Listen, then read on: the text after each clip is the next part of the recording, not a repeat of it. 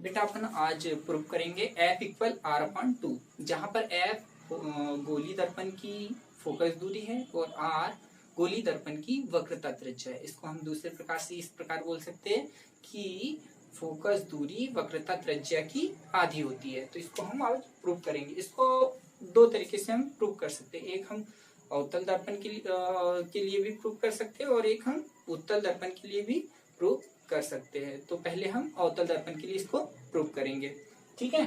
तो F equal R upon two, इसको prove करने के लिए हमें लगभग 4 चीजों की जरूरत पड़ेगी, ठीक है। तो चारों चीजें हम पहले देख लेते हैं और बहुत इनका हम उपयोग करके इसको बहुत आसानी से सॉल्व कर सकते हैं, सिद्ध कर सकते हैं। तो पहली चीज हमको जरूरत पड़ेगी, आपतन कोण का मान परावर्तन कोण के मान के बराबर होता है। आपतन कोण बराबर परावर्तन कोण, ठीक है। ये है परावर्तन का पहला नियम, ठीक है। दूसरी चीज, इसको हम चाहे तो चित्र से इस प्रकार बता सकते हैं। ये आपतन कोण हो गया और ये परावर्तन कोण हो गया। इसको आई, ये आर, आई बराबर आर, ठीक है। ये हमको जरूरत पड़ेगी इसकी। दूसरी चीज की जरूरत पड़ेगी एकांतर कोण। एकांतर कोण क्या होते हैं? यदि दो समांतर रेखाएं हैं और इनको एक तिर्यकछेदी रेखा प्रतिच्छेद करती है तो ये कोण आपस में एक बराबर होते हैं और ये कौन से कोण कहलाते हैं? तो ये कहलाते हैं एकांतर कोण। एकांतर कोण, ठीक है। तीसरी चीज हमको जरूरत पड़ेगी, यदि किसी त्रिभुज में दो कोण आपस में बराबर हो, ये दो कोण यदि आपस में बराबर हो तो इसकी सम्मुख भुजाएं, अर्थात इसकी सम्मुख भुजा ये, इसकी सम्मुख भुजा ये भुजाएं भी आपस में बराबर होगी, ठीक है। और चौथी कंडीशन होगी, यदि गोली दर्पण या उत्तल दर्पण की क्या हो, वक्रता कम हो, तो इस भुजा को हम इस भुजा के बराबर ले सकते हैं, ठीक है। इस भुजा को इस भुजा के बराबर ले सकते हैं। तो ये 4 चीजों की हमको जरूरत पड़ेगी। ये यदि याद है आपको तो ये व्यंजक बहुत आसानी से आप समझ में आएगा और याद हो जाएगा, ठीक है। तो इसके लिए पहले हम अवतल दर्पण के लिए प्रूव करते इसको। अवतल दर्पण के लिए तो यहाँ पर एक हम अवतल दर्पण बना लेंगे, डायग्राम बनाते हैं। ये अवतल दर्पण हो गया हमारा। अवतल दर्पण का नाम देंगे MN, ठीक है। और ये हमारा हो गया मुख्य अक्ष, ये हो गया ध्रुव P, ये हो गया फोकस F और ये हो गया वक्रता केंद्र C। यहाँ पर हम एक प्रकाश किरण बनाएंगे। प्रकाश किरण हम लेते हैं AB और इस प्रकाश किरण को हम कैसे आपतित करा रहे हैं? मुख्य अक्ष के समांतर। तो हमने पढ़ा है कि यदि कोई प्रकाश किरण मुख्य अक्ष के समांतर आपतित होती है तो परावर्तन के पश्चात वह फोकस से होकर चली जाती है। तो इसको हमने फोकस से गुजार दिया, ठीक है। इसमें एक और अभिलंब बनाना है, तो ये चीजें बनाते अभिलंब, ठीक है। तो अभिलंब बना लेते हैं। केंद्र से ये परिधि को मिला रहे हैं तो ये अभिलंब कहलाएगा, ठीक है। तो अभिलंब हो गया। अब इसमें बनाते हैं हम आपतन कोण और परावर्तन कोण। तो ये आपतन कोण हम जानते हैं कि आपतित किरण और अभिलंब के बीच जो कोण बनता है वो आपतन कोण कहलाता है। तो इसको आई नाम दे दिए। और ये होगा परावर्तन कोण। तो परावर्तन कोण क्या होता है? परावर्तित किरण और अभिलंब के बीच बनने वाला कोण परावर्तन कोण, ठीक है। तो ये हमारा डायग्राम कंप्लीट हो गया। इसका हम कुछ डिटेल लिखेंगे, तो ये आपको लिखनी है, यहाँ पे नोट कर लेना। हम बोल के बता देते हैं, ठीक है। तो हमको लिखना क्या है कि माना MN एक अवतल दर्पण है, P जिसका ध्रुव है, F फोकस है और C वक्रता केंद्र है, तथा AB एक प्रकाश किरण है जो मुख्य अक्ष के समांतर अवतल दर्पण पर आपतित होती है, जो परावर्तन के पश्चात फोकस से होकर चली जाती है, ठीक है। और BC दर्पण का अभिलंब है, ठीक है। तो इतनी चीजें यहाँ पे लिखनी है हमें, ठीक है। अब हम आगे सॉल्व करेंगे। तो सबसे पहले हमको क्या लगाना है? आपतन कोण परावर्तन कोण के बराबर होता है। तो ये हम लिखेंगे कहाँ से? परावर्तन के प्रथम नियम से। तो परावर्तन के प्रथम नियम से। परावर्तन का पहला नियम होता है आपतन कोण बराबर परावर्तन कोण। तो आपतन कोण बराबर परावर्तन कोण, ठीक है। आपतन कोण बराबर परावर्तन कोण, तो ये दोनों आपस में बराबर होते हैं, हम जानते। तो इनको यहाँ पे देख लेते हैं कहाँ है आपतन कोण। तो ए बी और सी, कोण ए बी सी, ये है आपतन कोण। परावर्तन कोण कौन सा है, तो ये कौन है, इसका नाम देंगे सी बी एफ, कोण C B F, equation first, ठीक है। तो ये पहली कंडीशन हम लगा चुके हैं। अब हमको क्या लगाना है, एकांतर कोण। तो एकांतर कोण कौन से होते हैं, तो ये भुजा इस भुजा के समांतर है, तो ये वाला कोण इस कोण के बराबर होगा। क्यों, क्योंकि ये कौन सा कोण होगा, एकांतर कोण। तो ये कोणों को बराबर लिख देते हैं हम। चूंकि कोण ए बी सी, कोण ए बी सी इक्वल कोण बी सी एफ, कोण B C F, equation second. पर ये काय के कारण लिख रहे हैं हम, एकांतर कोण है, ये एकांतर कोण है। तो इक्वेशन टू, इक्वेशन फर्स्ट और सेकंड से देखिए,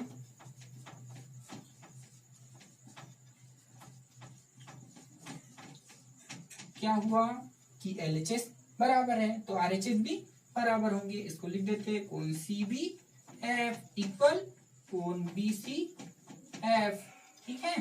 इक्वेशन नाम दे देते हैं यहाँ पे 3, ठीक है। अब इसको चित्र में देख लो, ये वाला कोण इस कोण के बराबर है, तो यहाँ पर कौन सी कंडीशन आ रही है, ये भी हम लगा चुके हैं। ये देखो अब तीसरी कंडीशन लग रही है कि ये एक त्रिभुज बन रहा है, त्रिभुज में दो कोण बराबर है, तो समभुज भुजाएं भी बराबर होगी। ये कोण इस कोण के बराबर आ चुका है, ये दो कोण बराबर हो तो इनकी समभुज भुजाएं भी आपस में बराबर होगी। तो ये हम लगाएंगे अब नियम तीसरा, तो इसको हम अभी मिटा देते हैं।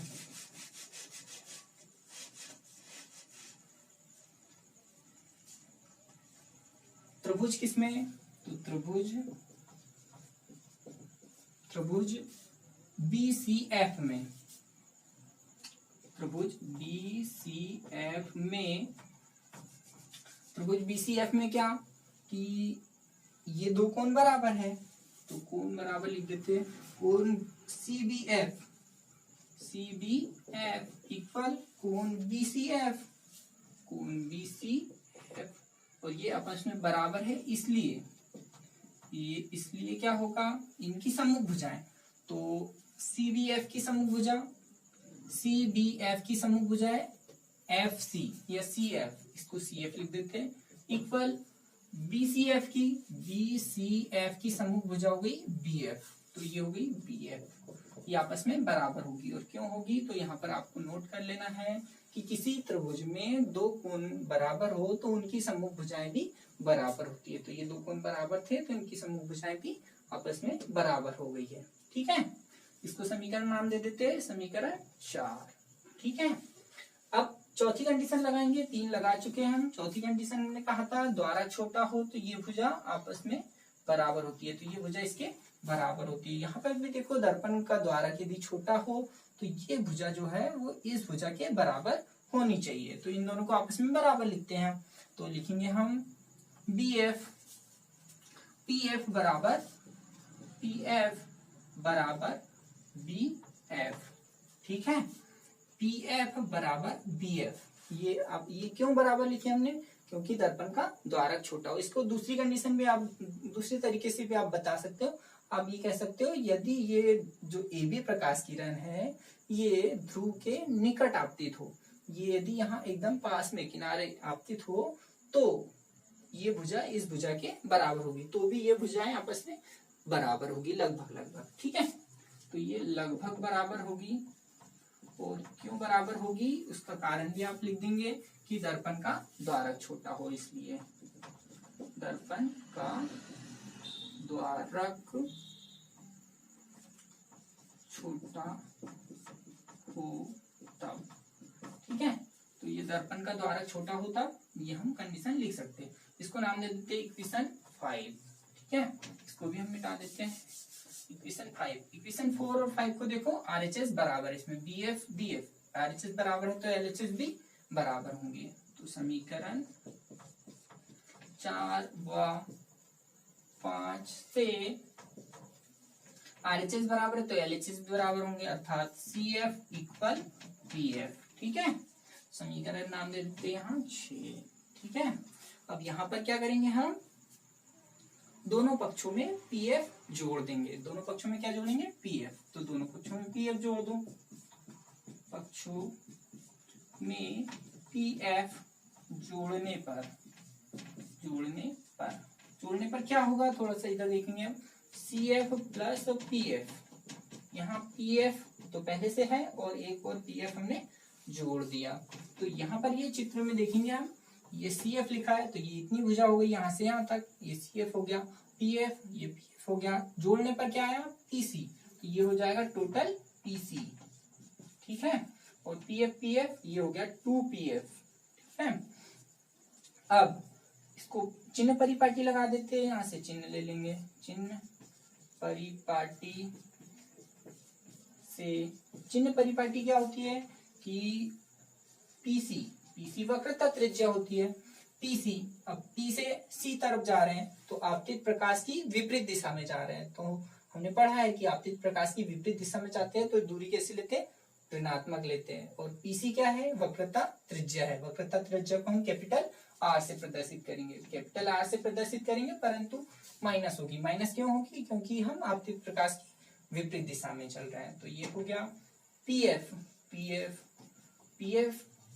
क्या होगा, PF, F फोकस है तो ये होगी PF फोकस दूरी, और फोकस दूरी होगी परंतु ऋणात्मक क्यों हुई, क्योंकि हम आपतित प्रकाश की विपरीत दिशा में चल रहे हैं। P से हम F की ओर आ रहे हैं और प्रकाश उधर की ओर जा रहे हैं, तो ये माइनस में ले लिए। ठीक है, यहाँ इक्वेशन 7 दे देते, इन दोनों के मान पुट कर दो।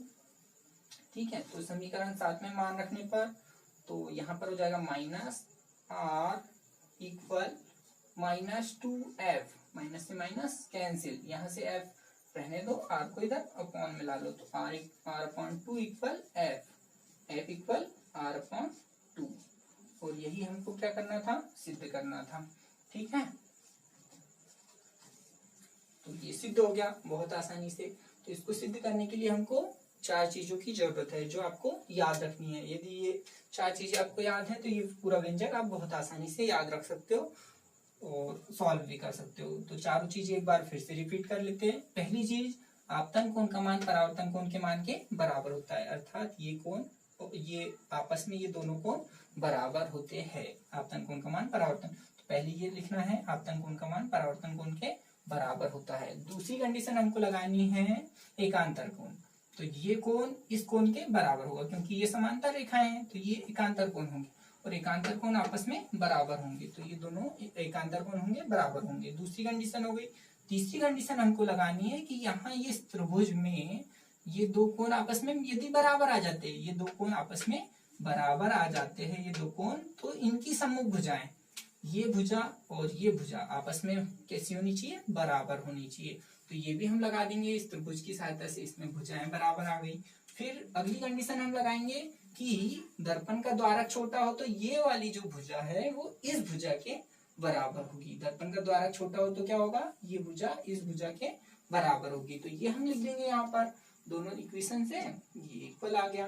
दोनों पक्षों में PF जोड़ देंगे, तो जोड़ने पर क्या प्राप्त होगा हमको, PC, और इधर 2PF। चिन्ह परिपाटी से हम के मान रख देंगे और ये प्रूफ हो जाएगा। ठीक है, ये बहुत आसान व्यंजक है, सभी को याद हो जाएगा। Thank you. आज के लिए इतना ही। कल के वीडियो में हम देखेंगे उत्तल दर्पण के लिए F इक्वल R/2।